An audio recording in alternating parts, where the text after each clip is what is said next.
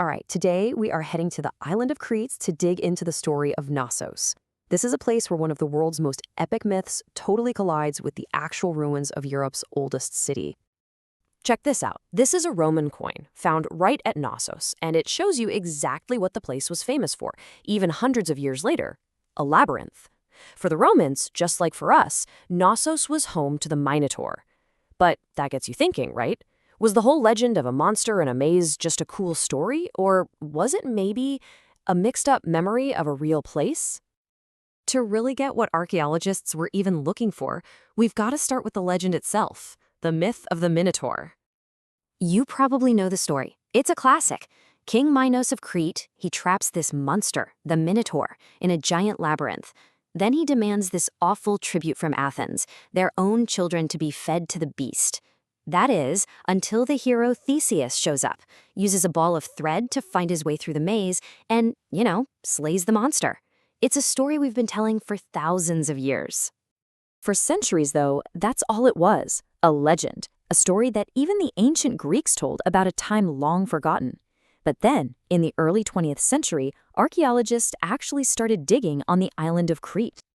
So, what did they find? Did they really uncover some terrifying maze built for a monster? Or was the reality something even more extraordinary? The man who really put Knossos on the map was Sir Arthur Evans, and what he found was just staggering. But his work was also super controversial.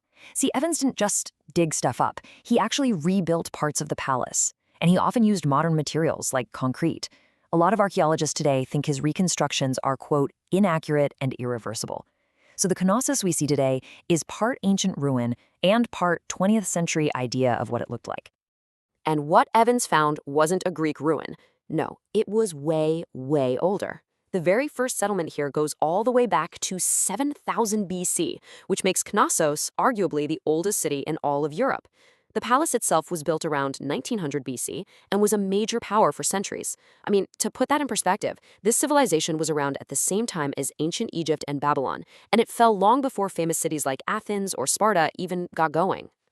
So if it wasn't a death maze, what was this massive place? Well, it was the beating heart of an entire civilization. A civilization that Evans himself named the Minoans, after that mythical King Minos. Just try to wrap your head around this number: 14,000 square meters. And that's just the main building.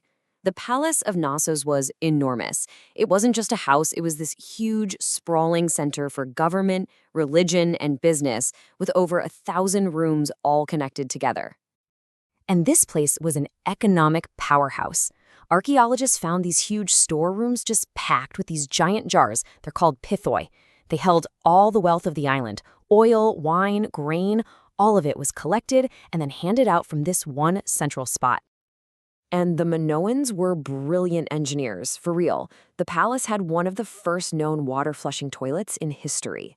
They had terracotta pipes that fed this complex water and drainage system.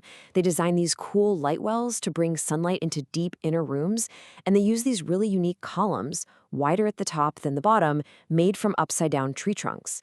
This was a seriously advanced society. But what about the people who lived here? What were they like? Well, the best clues we have come from the incredible art they left behind, painted right on the palace walls. This right here is maybe the most famous image from Knossos. It's called the Bull Leaping Fresco. It shows these young athletes literally doing somersaults over a charging bull. Now, was this a religious ritual or some kind of crazy extreme sport? We don't know for sure, but it definitely shows how important the bull was in their culture. A detail that, sounds a lot like the Minotaur myth. Other paintings give us these little glimpses into their ceremonies and rituals. We see these elegant processions and beautiful scenes from nature: dolphins, flowers, griffins. It all paints a picture of a culture that was really rich with art and ceremony. But what's really amazing is what's missing from all this Minoan art. Unlike art from Egypt or Assyria or the later Greeks, it shows zero scenes of war. There are no great battles, no kings bragging about their victories.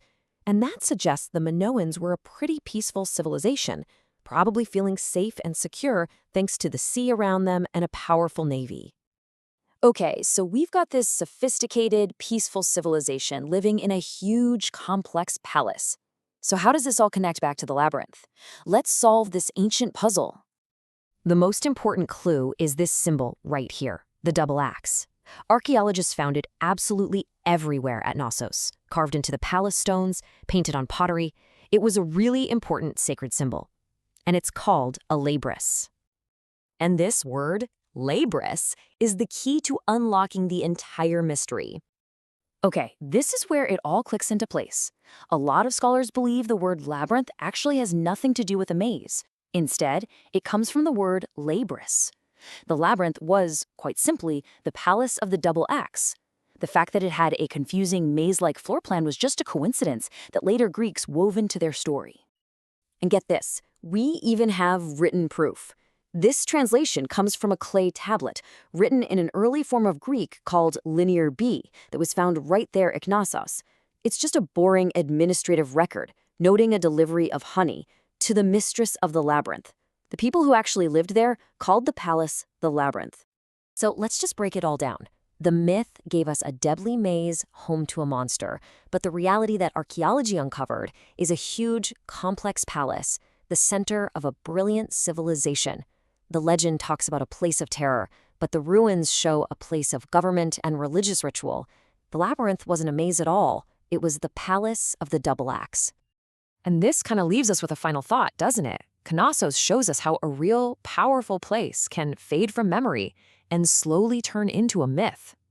It just makes you wonder, how many other legends, from Atlantis to the city of Troy, are just echoes of a real world that we have yet to fully rediscover?